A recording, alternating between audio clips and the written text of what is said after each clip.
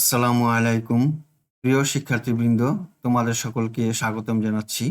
আজকে তোমাদের গণিত বইয়ের 42 পৃষ্ঠার গুণ অঙ্কগুলো সমাধান করব। দেওয়া আছে 10 ঘর পর্যন্ত গুণের নামতা মনে করি এবং খালি ঘরে উত্তর বসাই। এখানে গুণের নামতা দেওয়া আছে 1 থেকে 10 পর্যন্ত। এই গুণের নামতায় খালি ঘর দেওয়া আছে। এই খালি ঘরগুলোতে আমরা সংখ্যা বসাবো। এখানে গুণের এই প্রথম সংখ্যাগুলো হলো গুণ্য এবং দ্বিতীয় সংখ্যাগুলি হলো গুণক। এগুলা হলো দ্বিতীয় সংখ্যা, এগুলাকে গুণক বলে। প্রথমেই একের নামতা, এই 1 দিয়ে 1কে গুণ করব। ককে 1, 2 কে 2, 3 কে 3, এভাবে 4 কে 4, 5 কে 5, 6 কে 6, 7 কে 7, 8 কে 8, 9 কে 9, 10 কে 10। 2 এর নামতা দেওয়া আছে 2 কে 2, 2 দুগুণে 4, 3 দুগুণে 6, 4 দুগুণে 8, 5 দুগুণে 10, 6 দুগুণে 12। এভাবে আমরা 2 এর নামতা পড়ব। এখন 3 এর নামতা দেখো, 3 এর নামতার এই ঘরে খালি দেওয়া আছে। এই 3 দিয়ে 7 কে গুণ দিব, 3 7 21 হবে এখানে। 4 এর নামতা, 4 কে 4, 4 দুগুণে 8, 8 বসবে। এখানে খালি ঘর দেওয়া আছে। এই খালি ঘরের উপরের সংখ্যা হলো 9, 4 নং 36 হয়, তাই এখানে 36 বসাবো। 5 এর নামতা, এই ঘর খালি দেওয়া আছে। খালি ঘরের উপরের সংখ্যা হলো 6, 5 দিয়ে 6 কে গুণ দিই, 5 6 30। এবার 6 এর নামতা, 6 একে 6, 6 3 12, 318, 424, 5 6 30।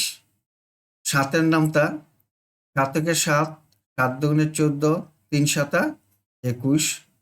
8 এর নামতা, 8 কে 8, 8 দুগুণে 16, 3 8 24, 4 32, 5 8 40, 6 8 48, এই ঘরে 48 বসবে। 9 এর নামতা, 9 কে 9, 9 দুগুণে 18, 3 নং 27, 4 নং 36, 5 নং 45, 6 নং 54, 7 নং 63, 8 নং 72, 9 নং 81, 81 বসালাম। 10 এর নামতা এখানে বসবে 8 10 80। গুণের ক্ষেত্রে প্রথম সংখ্যাটি হলো গুণ্য এবং দ্বিতীয় সংখ্যাটি হলো গুণক। প্রথম খালি ঘরে 3 আর 7 গুণ করে 21 পেয়েছি। এই যে দেখো, 3 আর 7 গুণ করে 21 পেয়েছি। এখানে 3 হলো গুণ্য এবং 7 হলো গুণক। 43 পৃষ্ঠায় 1 নম্বরে দেওয়া আছে 6 গুণন 5 এর উত্তর কিভাবে বের করতে হয় তা চিন্তা করি। এখানে 6 এর নামতা, 6 কে 6, 6 দুগুণে 12, 3 6 18, 4 6 24, 5 6 30। এখানে 30 বসাই। আমরা এই পাশ থেকে যদি গুণ করি তাহলে দেখো 6 এর পরে 12, তার মানে কত বৃদ্ধি হয়েছে? 6 বৃদ্ধি হয়েছে। 12 পরে 18, 6 বৃদ্ধি হয়েছে। 18 পরে 24, 6 বৃদ্ধি হয়েছে। 24 এর পরে 30, 6 বৃদ্ধি হয়েছে। অতএব 6 দিয়ে 5 কে গুণ করলে 5 6 30, 6 দিয়ে 4 কে গুণ করলে 4 6 24। এখানে 6 করে বৃদ্ধি হয়েছে, তাই এখানে 6 দিলাম। তাহলে 24 আর 6 সমান কত? 30 হয়। তাহলে কত করে বাড়ে? 6 করে বাড়ে। আবার এই পাশ থেকে দেখো, 6 দিয়ে 10 কে গুণ করলে 6 10 60, 6 নং 54, 6 8 48, 6 7 42, 6 6 36। এই 6 দিয়ে 5 কে গুণ করলে 5 6 30, 6 দিয়ে 6 কে গুণ করলে হয় 6 6 36, 6 6 36। এখন দেখো 60 এর পরে 54 কত কমেছে? 6 কমেছে। 54 এর পরে 48, 6 কমেছে। 48 এর পরে 42, 6 কমেছে। 42 এর পরে 36, 6 কমেছে। 6 আর 6 গুণ করলে হয় 36, 36 থেকে 6 কমলে হয় হলো 30। সুতরাং কত করে কমে? 6 করে কমে। এখানে 6 গুণন 5 সমান কত হয়? 30। 5 6 30, আবার 6 গুণন 4, 4 6 24। এখন এই 6 গুণন 5 এর উত্তর আর 6 গুণন 4 এর উত্তরের চেয়ে বেশি। কত বেশি? 6 বেশি। এখানে দেওয়া আছে 6 গুণন 5 এর উত্তর হলো 5 6 30, 6 গুণন 6 এর গুণফল হলো 6 6 36। এখন এই গুণফলের উত্তর এই 6 গুণ 6 এর গুণফলের উত্তরের চেয়ে কত কম? 6 কম। 36 থেকে 30 বিয়োগ দিলে হয় কত? 6। গুণক 1 করে বৃদ্ধি পেলে গুণফল গুণের সমান করে বৃদ্ধি পায়। আবার গুণক 1 করে কমে গেলে গুণফল গুণের সমান করে কমে যায়। 2 নম্বরে দেওয়া আছে রাফি ছবিতে দেখানো একই গুণফল বিশিষ্ট আরেকটি গুণ করে 6 গুণন 5 এর গুণফল বের করেছে। সে কিভাবে হিসাব করেছে তা নিয়ে চিন্তা করি। এখানে গুণক দেওয়া আছে 5টি, গুণ্য দেওয়া আছে 6টি। 6 গুণন 5 গুণ করলে হয় 30। এখানে গুণক দেওয়া আছে 6টি এবং গুণ্য দেওয়া আছে 5টি। আমরা লিখবো এখানে 5 গুণন 6 সমান 5 6 30।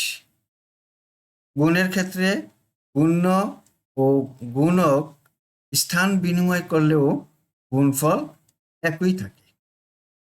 44 পৃষ্ঠায় 1 নম্বরে দেওয়া আছে খালি ঘর পূরণ করি।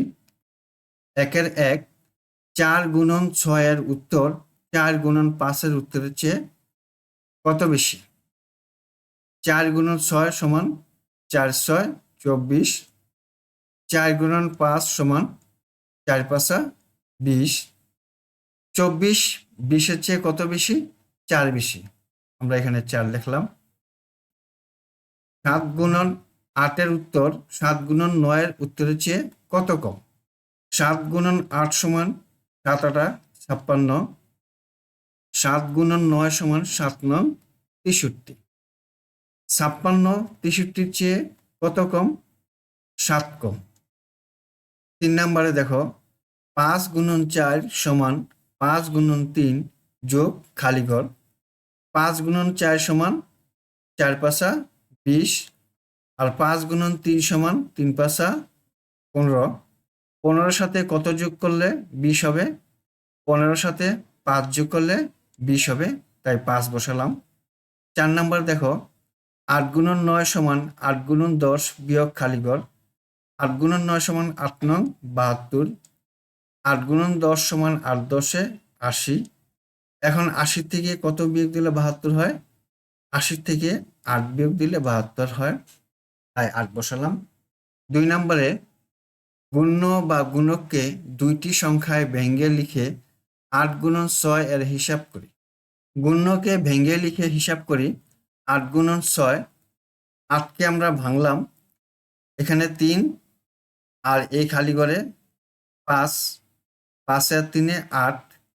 এখন 3 দিয়ে 6কে গুণ করলে 3 6 18, 6কে 5 দিয়ে গুণ দিলে 5 6 30।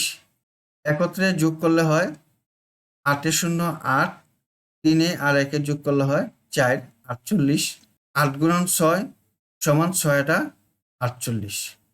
এখানে 3 দেওয়া আছে গুণ্য এবং 6 দেওয়া আছে গুণক। খালি ঘরে লিখি 3 গুণন 6। এখানে গুণক দেওয়া আছে 6 এবং গুণ্য দেওয়া আছে 5, তাই খালি ঘরে এই 5 বসিয়ে দেই। গুণককে ভেঙে লিখে হিসাব করি 8 গুণন 6, 6 8 48। এখন এমনভাবে এই খালি ঘরে দুটি সংখ্যা বসাবো যার গুণফল যোগ করলে একত্রে এখানে 48 হয়। এই 6কে 3 3 করেও লিখতে পারি, আবার 4 2 করে লিখলেও 6 হয়, এখানে 6 হয়। যদি 3 বসাই 3 8 24, 3 8 24 সমান 48 হয়।